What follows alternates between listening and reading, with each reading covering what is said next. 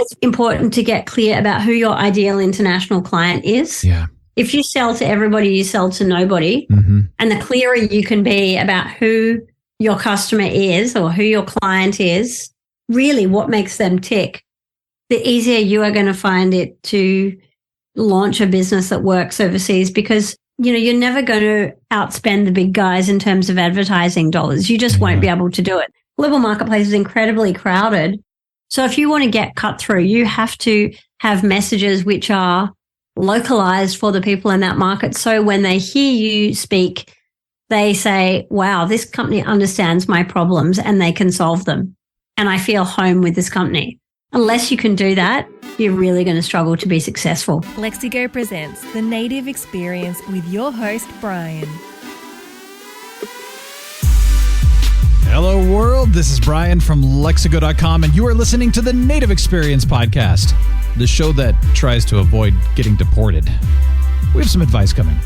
Our goal in this podcast is to go beyond translation and localization and discuss creating truly native experiences for diverse audiences. Today, I'm excited. We're talking with Cynthia Deeren, founder and CEO of Deeren & Associates. Cynthia, by the way, Cynthia Deeren, is an international business strategist and the founder of Deeren & Associates, as I mentioned. With 25 years of international experience, she is on a mission to empower business owners and CEOs to scale internationally and amplify their impact in the world. An Australian qualified legal practitioner and graduate of the Australian Institute of Company Directors, Cynthia worked in the UK, US, Europe, and the Middle East as an Australian diplomat and as a management consultant. She also spent 3 years as the CEO of the Australia Arab Chamber of Commerce and Industry. In 2013, Cynthia founded Deeren & Associates, where she has been able to sense, help, and assist blue-chip organizations and smaller companies alike to create and implement international strategies that increase momentum and revenue, positioning them for global success. Cynthia is proficient in Arabic and French, both of which she uses professionally. By the way, in 2022, she released her second book, Business Beyond Borders, Take Your Company Global. Her first book is Camels, Sheikhs, and Billionaires, Your Guide to Business Culture in the Middle East and North Africa. We have a lot to talk about today, so let's get right on it. Cynthia, welcome to the Native Experience. Thank you so much for joining me. Appreciate your time. Thanks for having me on the show, Brian. I appreciate it. We need to know a little bit about you, first of all. So tell us about yourself. You can talk about, family, personal life if you want, but also talk about what you do and also what you nerd out on for fun right now. Sure thing. So I live in Sydney by the water.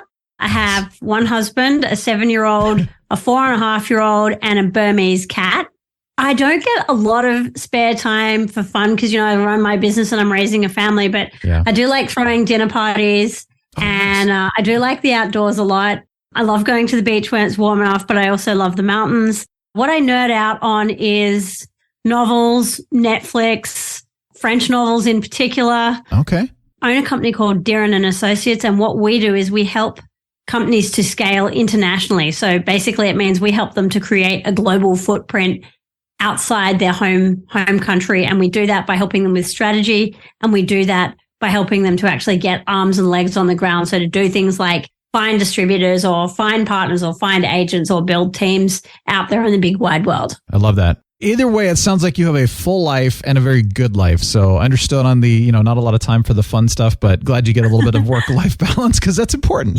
It is. Well, tell me, I'm curious if you have a localization or even a translation story that you have that's been either good or bad or crazy.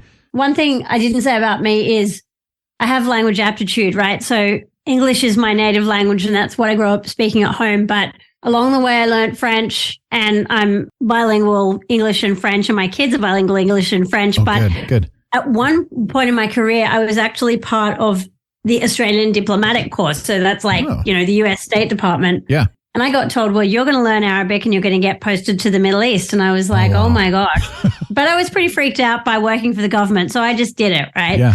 I got posted to Egypt. I got posted to the United Arab Emirates. And then a few years later, after I had left the Foreign Service and done a Master of Middle East Politics, I found myself out in Iraq. Mm-hmm. And at the time, I was working for the US government. I was working for USAID department. So that's, the department that does international development. And I was on a project in Iraq, and it was at a pretty wild time. It was back in 2007 when, the surge was on and lots of stuff was kind of blowing up everywhere, and it was pretty manic. Being a consultant, you don't really organize any of the logistics of your travel in and out of country, right? Somebody does that for you and they just hand you documents and you go where they tell you to go. And so at one point I was in Baghdad where we were working. I'd gone out of the country, and then I was supposed to fly back in from Jordan. And I thought, okay, look, it's all fine. And I think I probably hadn't read the instructions really well at that point, but I was supposed to have printed out this letter of authorization, in addition to my passport and all my other papers, which said I was actually allowed to be there in Baghdad working. Mm-hmm. I didn't do it. Okay. Oh, no. In the excitement of travel, just completely slipped my mind, didn't do it. Flew back into the airport, and as I got out and tried to go through immigration, I got stopped. But they basically told me in Arabic, look, you don't have a letter, you don't have the right papers, you can't come in. You're kidding, right? And they said, no, we're going to deport you. We'll put you on the next plane back to Jordan. And I was absolutely horrified, because that would have meant I'd get into a huge amount of trouble from my boss. Oh, yeah. I might even get kicked off the project for doing something so dumb. And I nearly started to cry. And so I said to the guy in Arabic, if I could print the document you need it's in my Gmail. Could I print it out? And he's like, well, how are you going to print it out? And I said, well, I think the duty free shop over there has got a printer. Please, could you let me get it out? And, would that be okay? It only happened in Iraq. It never happened in Australia or the States. Yeah. So the guy goes, okay. And it was only because I was speaking in Arabic. If I'd done it in English, there's zero chance it would have happened. Interesting. So he said, okay, you can go out through duty free, out through immigration, go to the duty free shop and get it printed out. So I went off illegally through immigration, went to the duty free shop, begged them in Arabic and said, here's what I've done. I've done this really dumb thing. Please, could I get into my Gmail on your computer? And because, there were no smartphones really back then, definitely not in Iraq. So everything was still hardwired. So I explained my terrible story and that I was going to get deported. And, here's this white girl speaking to them in Arabic, and they're just looking at me in the weirdest way, but they kind of somehow can't resist it. And they're like, okay. I go in, scrabble around inside my email, find the document, print it out, thank them profusely in Arabic, go back through immigration, hand the stuff to the guy with the epaulets all over his shoulders, and he's like, oh, that's fine. You can go now. Your bags are downstairs. And oh my gosh, that's my story. And while in a way it's not specifically translation, it kind of is localization, because if I had tried to get out of that using English in that particular context, it wouldn't have happened. I would have been back on the plane to Jordan, and I would have got kicked off my entire project. But because I had the language skills to actually engage with the guy at immigration and then with the guys in the duty free shop, I was actually able to resolve a really big problem for myself. Yeah, well, that's incredibly stressful in the moment. I can't even imagine that. The advice then here to prevent getting deported is to know the language of the place that you're going at least enough. And also, yes, fill out your forms in advance, which of course, I get that. It's easy to forget that stuff. Look, I would have to say, having worked all around the world and having worked in different languages, primarily, having done a lot of work in Arabic and then a lot of work in French, when you can talk to somebody and interact with them to a native standard is better, obviously. So if you can do it to a native standard, that's great. But put it this way, if you do it at a native standard with somebody in their language, this sounds bad, and I don't mean it in a bad way, but you kind of have an advantage over them. Or if you think about it the other way, if you're operating, say, in English with them, and English is their second language and you can't speak their language, they have an advantage over you. Do you know what I mean? But when you can interact with somebody in their native language, it brings you up to their level. But also, when you understand their language and their culture, you know how to, and again, this sounds manipulative and I don't mean it that way, but you know how to engage with them to get the right result. And that is really because you understand them. You can communicate with them in a way that is empathetic for them in that particular culture, or that pushes the right cultural buttons so that they will engage with you in the way that you want them to. Yeah, that's a really good point. That leads me into a question I was going to ask you, which is, what does providing an actual native experience mean to you? You addressed part of that right there, but any other thoughts on that? It's making people feel when they speak to you or receive something from you in writing, like they are home. I mean, and if you want to think about it this way, if you think about it in the context of websites, if you're selling something on a website to another country, and let's say you want to sell to Korea, or let's do it the other way around. Let's imagine that you want to go and buy a pair of walking shoes. Let's say walking shoes are being sold by a Korean company, but they've localized and translated their website to the extent that when you go into that website, you feel like you're looking at a website from your home country. You feel like you're looking at a website from Australia if you're Australian, or from the States if you're from the United States. You feel comfortable, you feel safe, you feel like you want to buy. But if, on the other hand, that Korean company has not localized or translated anything, and everything is still in Korean, all the words and that are Korean, all the images are Korean, you can't read Korean. So for a start, that's a huge problem because you can't actually read any of the descriptions or even really see any product details. And then the payment system is also through a Korean bank. The likelihood that you're going to purchase something from that site is far less. Yeah. And there are a bunch of reasons for it, but it boils down to the fact that you don't feel home. You don't feel safe. Yeah. So, I mean, a native experience is really about making people feel home, making people feel safe, making them feel that they understand the environment and what is going on, and making them feel that they can trust the thing or the person they're engaging with because it feels like something they know. I really like what you said there about, making it feel like it's home. Because I think on one hand, there's the charm of the foreign aspect, but in everyday life, you really are looking to feel comfortable, feel at home, have everything understood. So I like what you're saying there. Thank you. That's a really, really cool way of putting it. It's actually pretty profound once you start really thinking about it. Yeah. Yeah. That's why language is so powerful. I think we don't appreciate how powerful language is. And, because all my clients are companies who are going global, who are taking their business international. And some of them appreciate that they're not really equipped. They don't know much about the culture, and their staff don't either. And others just seem to think that, it doesn't matter. We'll just go there and we'll kind of just get through it, and we'll work and engage and interact and speak the same way that we do at home. And it just doesn't work. No. It does not work. I mean, and I think about how I adjusted my working style when I was working in the Arab world. I adjusted how I opened and closed my emails.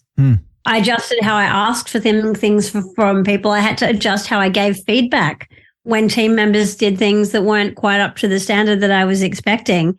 And it all had to be, if I wanted to get a good result, it had to be adapted to what the people in Egypt or in the UAE or in Iraq were going to expect from me. On a fun note, you mentioned that you love Netflix.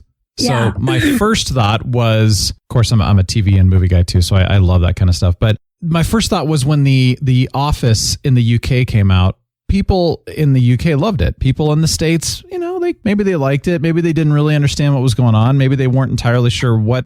And then instead of just saying, hey, we're just going to air it in the States, they went and they did an American version of it, which of course was very successful. Obviously, that's a huge undertaking to make the Office storyline and creation a native experience for the States. I was trying to think of something like that from a fun entertainment standpoint, and that's, to me, a phenomenal example on how they did that. I mean, the best example I can come up with is my kids are bilingual, right? And one way that I've made them bilingual is I put all their Netflix and all their YouTube kids into French. Yeah. And they love cartoons, okay? So my son is just obsessed by Ninjago. But because it's a cartoon, it's actually a lot easier to localize. Yes. So, with a cartoon, you can put whatever you want for a soundtrack, language-wise, and it's kind of more or less going to work. And he has watched so much Ninjago in French that if you put it in English, he'll say, I really don't prefer this in English. Would you mind putting it back into French for me? Interesting. I think that's pretty wild. Yeah. Well, the show Lupin, are you familiar with that? Yes. Yes, and of course it's an old book. I haven't really watched much. Yeah. I watched season 1, and of course French was my second language, and it's been a long time, so I'm kind of working my way back. But it was kind of going, all right, I want to have a little bit of both, seeing what the French sounds like, and also seeing what the English dubbed over sounds like. It was one of the better ones that I've heard, but it was kind of fascinating to me that even though it's translating the words, it's still not translating some of what they're doing. Because if you haven't been to France or you don't know French culture, you just won't understand that. And so it's kind of interesting to see, okay, they did part of it, but it's not fully translated.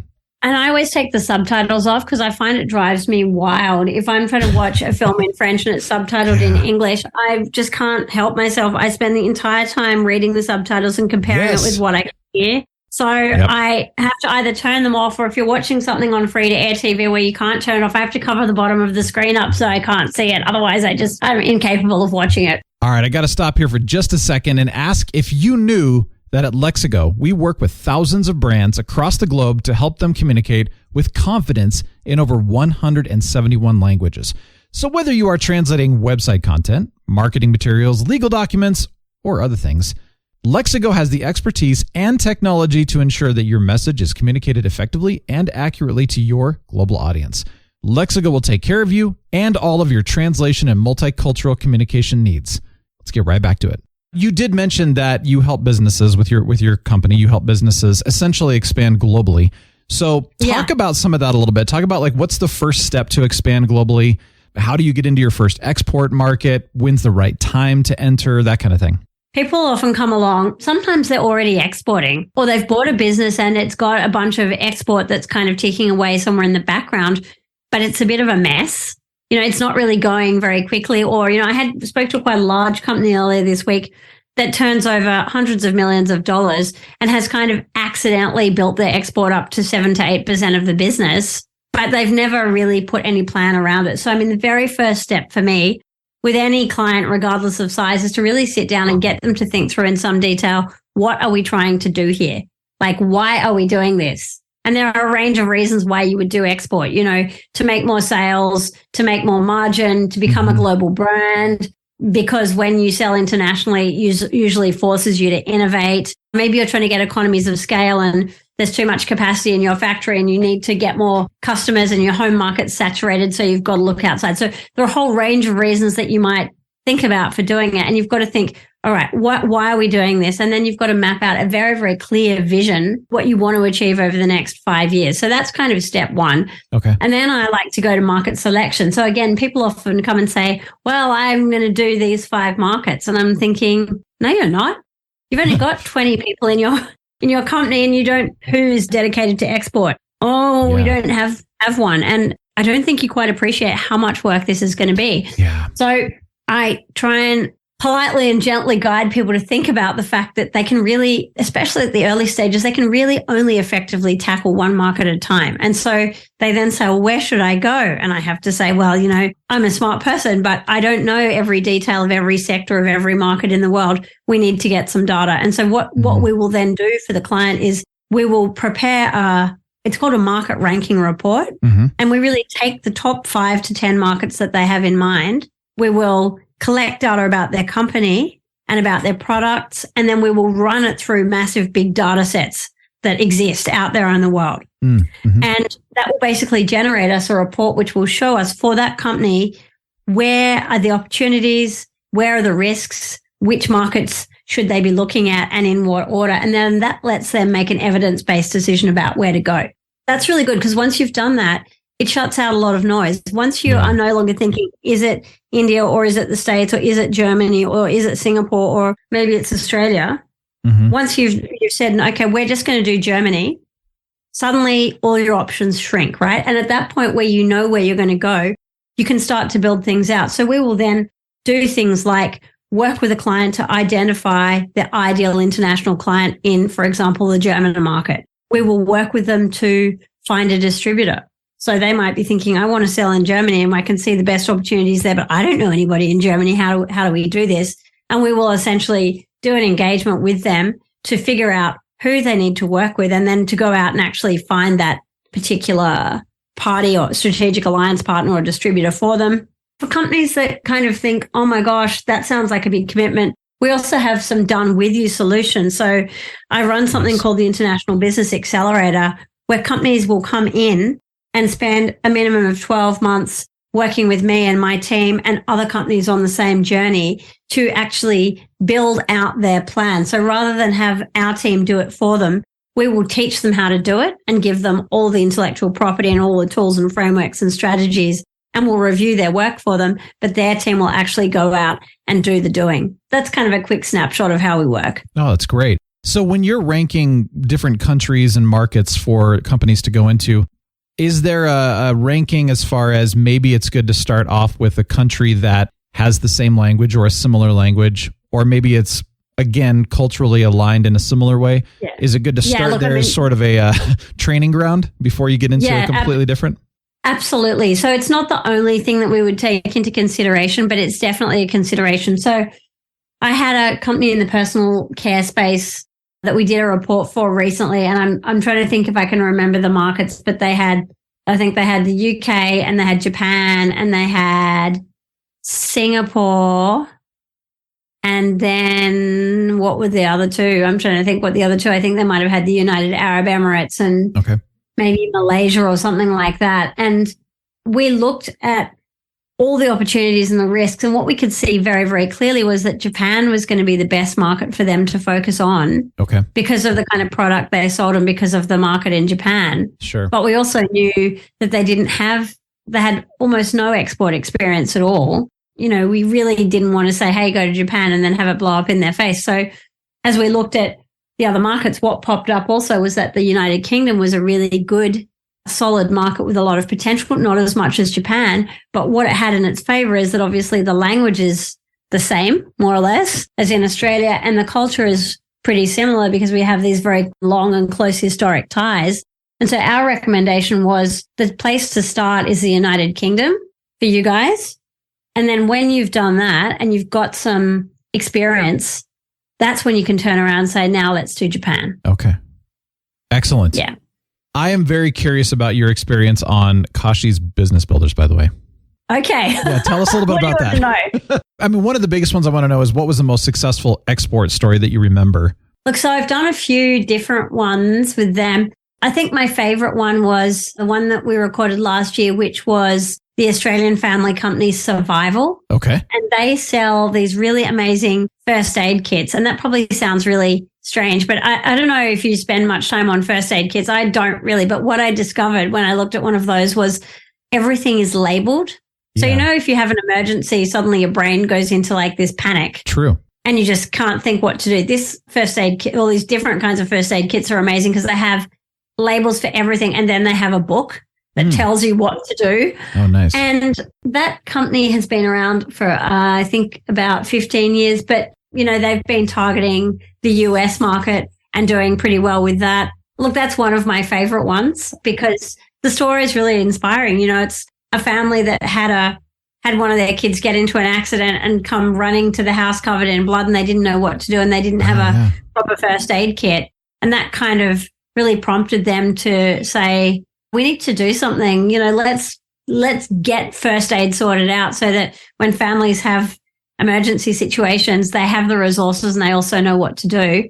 And I think that brand has a lot of potential because, I mean, who is not going to need a first aid kit at some time? Oh, true. You know, you're right about that. And I have, of course, I'm a nurse's son. And so I know my way around first aid kits and medicine a little bit more than probably some others do.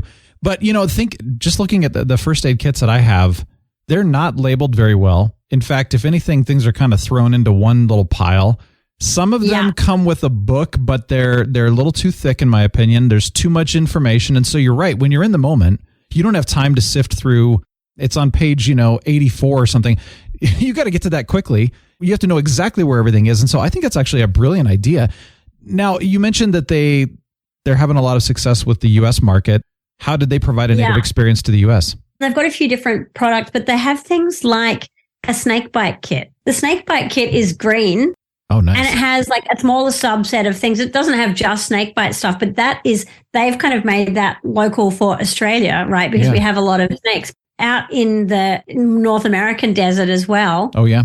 That's the kind of product that will do really well there as well because people are like, oh, yeah, I need one in the back of my truck. Yep. Because we're out doing stuff and maybe we will encounter a snake. So, I mean, often I think with these things, the product is going to be pretty much the same, but it is the positioning. It's really the pitch and the marketing around the product, which is going to speak to people.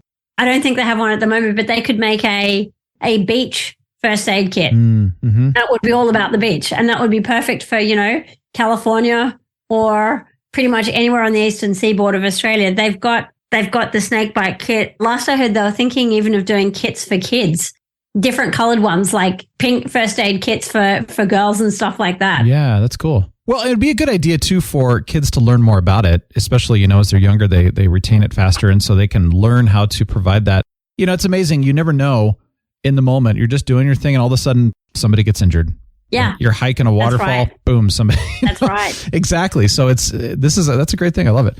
You can take that and you can change the language up on because each item inside the kit is labeled. So there are like 20 labels and 20, or I don't know, however many, but a bunch of pockets with labels. It even says, here are the scissors, here are compression bandages.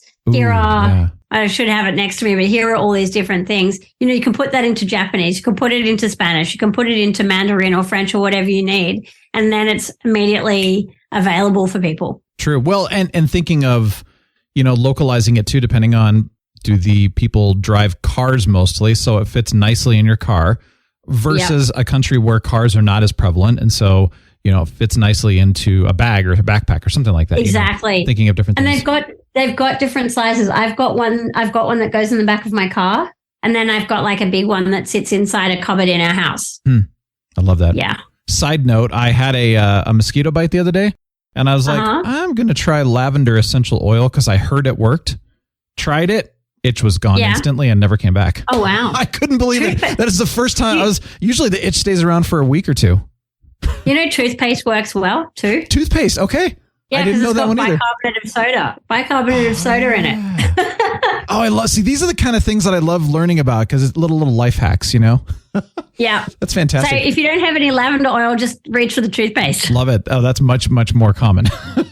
Well, tell me a little bit about your books. You've written 2 books. So tell us about them, why you wrote them in the first place, and, what kind of a pain is it solving and how can they help us? So the first book I released back in 2015, and it's called Camels, Sheikhs, and Billionaires, Your Guide to Business Culture in the Middle East and North Africa. And I really wrote that. It was just, I guess it was released 2 years after I started the company, after I started Deeren and Associates. And at that time, the business was very focused on the Middle East because I'd just come off the back of a decade working in and around and on the Middle East. Yeah. The book was really there, one as a promotion for the business, but also to try and equip people who wanted to do business in the Middle East with some idea of how to go about it. And it kind of goes back to the stuff I was talking about with culture and language before. Just getting people to understand how they needed to adjust their expectations and how they needed to conduct themselves to actually get business deals done. That book is probably due for an update and a second edition, but I still have people wanting copies of it, even though it's, we're like talking 8 years later. So that book has got some cool, really solid stuff in it that's still relevant now. And the second book came out last year, and it's called Business Beyond Borders, Take Your Company Global. It's much less exotic as a title, but it basically does what it says on the tin.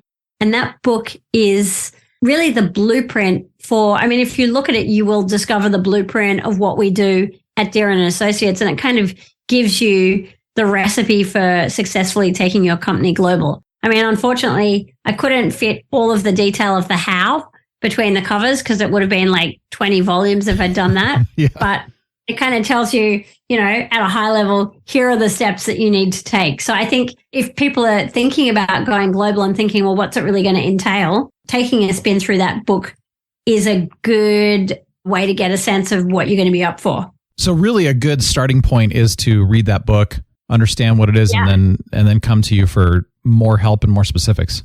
Yes. So there's are there 16 chapters in that book? Is that what I'm seeing? That is absolutely right. 16 chapters. Okay. So I know it's all important, but is there anything in there that you would say, okay, if you forget everything else, you must pay attention to these 1, 2, or 3 things?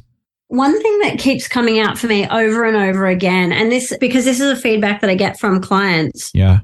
It's important to get clear about who your ideal international client is. Yeah. If you sell to everybody, you sell to nobody. Mm-hmm. And the clearer you can be about who your customer is or who your client is, really what makes them tick, the easier you are going to find it to launch a business that works overseas because, you're never going to outspend the big guys in terms of advertising dollars. You just won't be able to do it. Global marketplace is incredibly crowded.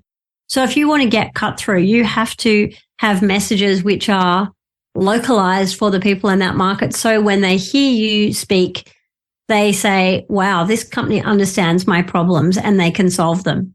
And I feel home with this company. Unless you can do that, you're really going to struggle to be successful. So that's the most important thing, really.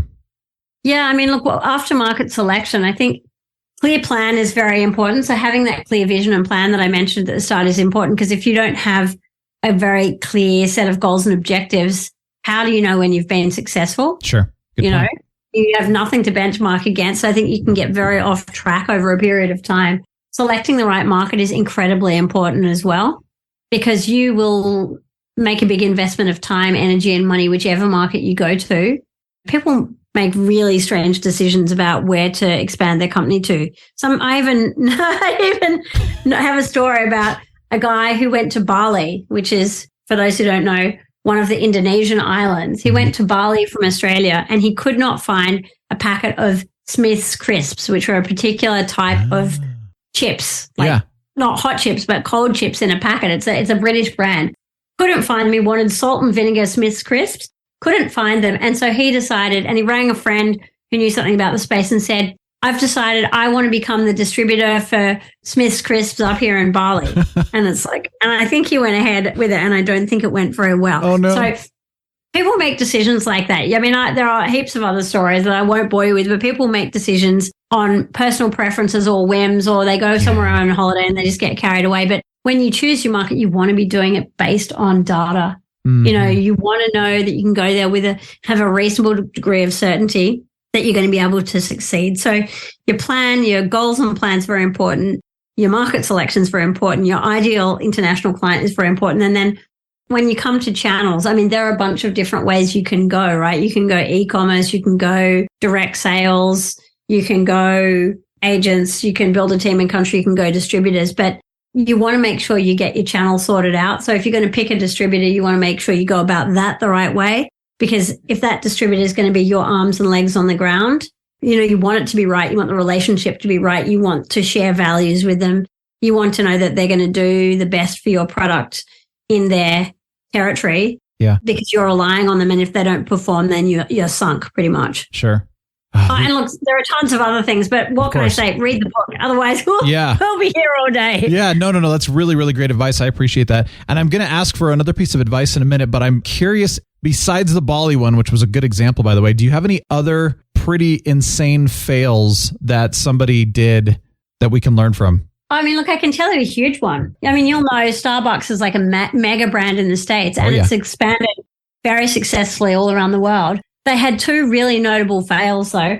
One was in Israel and one was in Australia. And I know more about the Australia one than I know about the Israel one, so I'll talk about Australia.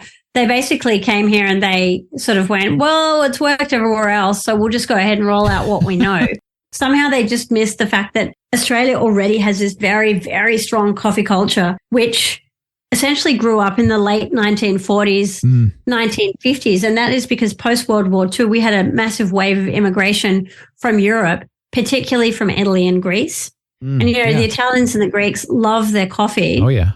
And they brought that out here with them. So there were still chain store coffee out here it's not a big thing. That's nice. What is a big thing is just heaps and heaps and heaps of independent coffie shops. Yeah. And it's all about, the local community vibe, seeing the people in the neighborhood, getting their coffee, knowing the barista knowing you, and knowing like what's going on in your life and what your favorite coffee is, and just making you the coffee when you walk in and the coffee's perfect. I need to move to Australia.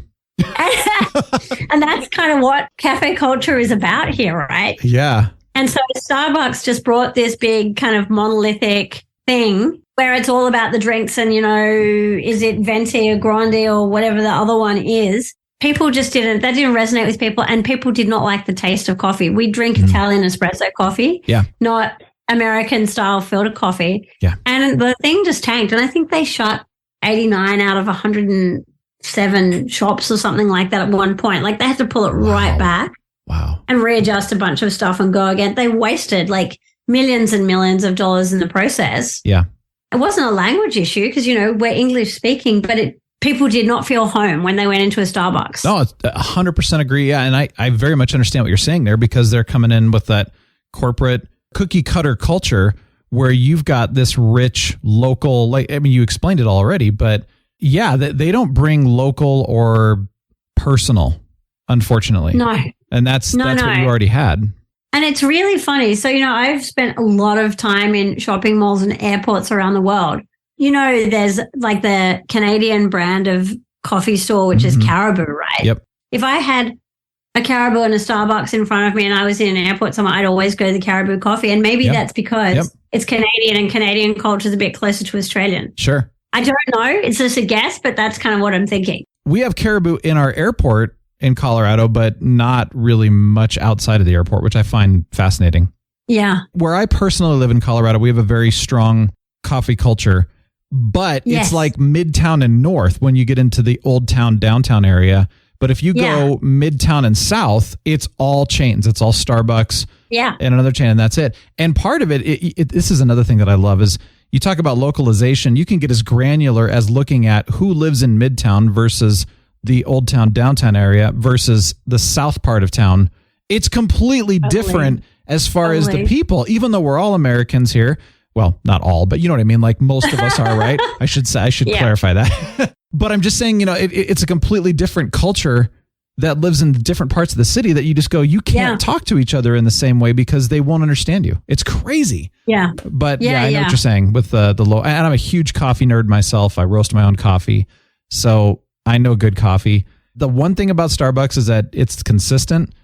No matter where you go, you're going to get the same things you're going to get somewhere else. But in a situation where you have such a rich coffee culture, it was kind of, I guess, egocentric of them to think, hey, we're just going to go in and do our thing. We're going to be fine. Like they didn't do the research and they didn't realize what they were getting themselves into. And I think they've got better over the years. They've got better over the years though. Do you know? Because I was in Singapore. I was in Changi Airport a few weeks ago, really early morning, and there was nothing much open. And I was getting a flight to Cebu, and I suddenly went, I need to eat something. And I just did not want like a bowl of salty noodles at 5 a.m. I couldn't face it. Yeah. So I went and found something from Starbucks. I think it was like a granola parfait. Yeah.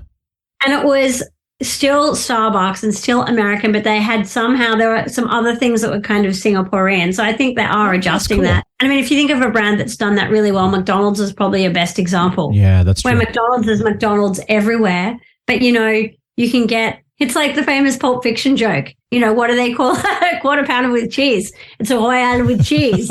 And you could get your half bottle of red wine, in Paris. If you go to McDonald's in India, you're not going to be eating any beef because, majority Hindu population. And so it's different. I mean, you can't get a red wine out here in Australia and nor can you in the States. But McDonald's has done well to kind of think global, act local, and they've managed to tailor a lot of what they do to national preferences. And I suspect that's one of the reasons they're still so successful. Good point. Good example too on that. And I'm glad Starbucks is learning too, because it's good to see that, Wrapping all this up, obviously you gave some great examples, a lot, obviously with your book talking about things you need to do if you're going to go into a global market. We just used McDonald's as a good example of being global and local at the same time.